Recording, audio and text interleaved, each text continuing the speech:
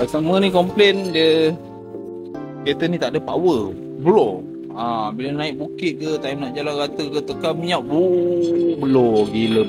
Gila-gila punya lah bro. Honda Accord ni model ni kalau korang nak tahu, kereta ni paling sedap selain dia kurang macam pakai perdana lah.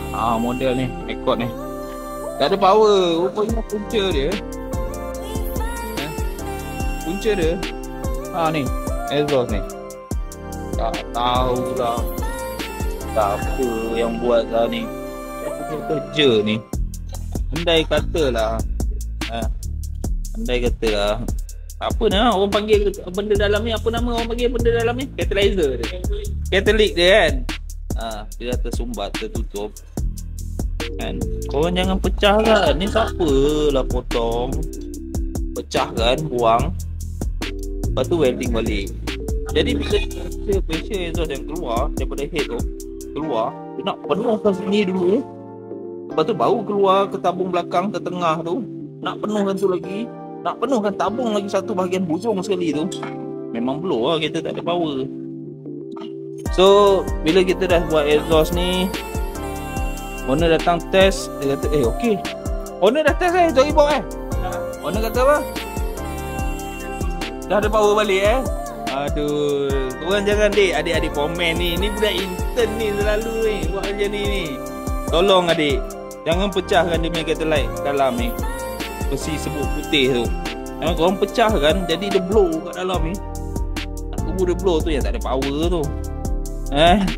Jangan pecahkan. So bila dah settle, owner dah test, okey dah ada power, owner pun proceed. Okey Bob, saya ada bajet sekian-sekian, banyak ni, buatlah balik apa yang perlu untuk kereta ni, bagikan balik nafas baru balik. So Bob pun buat, jalankan kerja, tukar engine mounting pun dah rabak dah. Berapa tahun dah umur kereta ni rasanya. BKE tahun berapa ni rasa? Model ni pun dah lama Bob kan.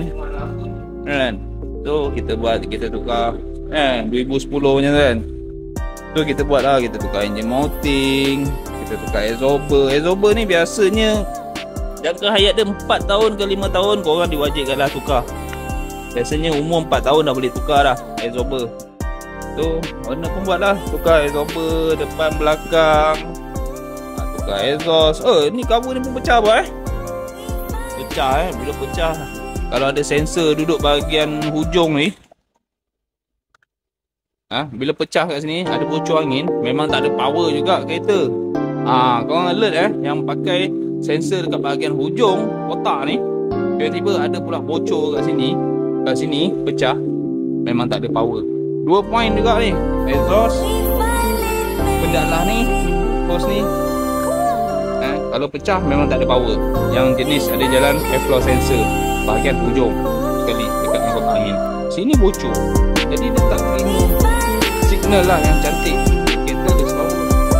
So kereta ni owner buat major service balik owner buat major service.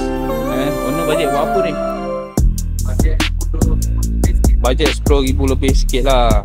So dia dah test exhaust dah okey, dah buat exhaust, dah ada power, dia proceed untuk buat bagi nafas baru balik lah, berbekalkan 10,000 lebih tu buat apa yang perlu dan patut lah.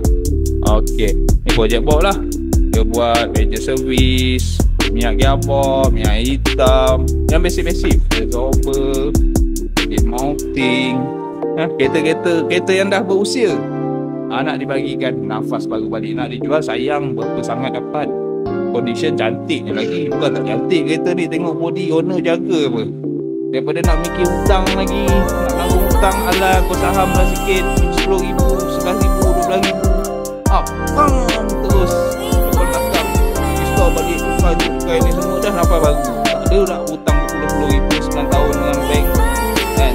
Ini owner gila ya, alhamdulillah owner bagikan nafas baru balik lah untuk kereta kesayangan dia ni. Dengan berbekalkan 10,000 lebih, kita buat apa yang perlu dan patut untuk dibagikan nafas baru balik. Terima kasih di atas amanat, kepercayaan serta support owner pada tim Apeng ini.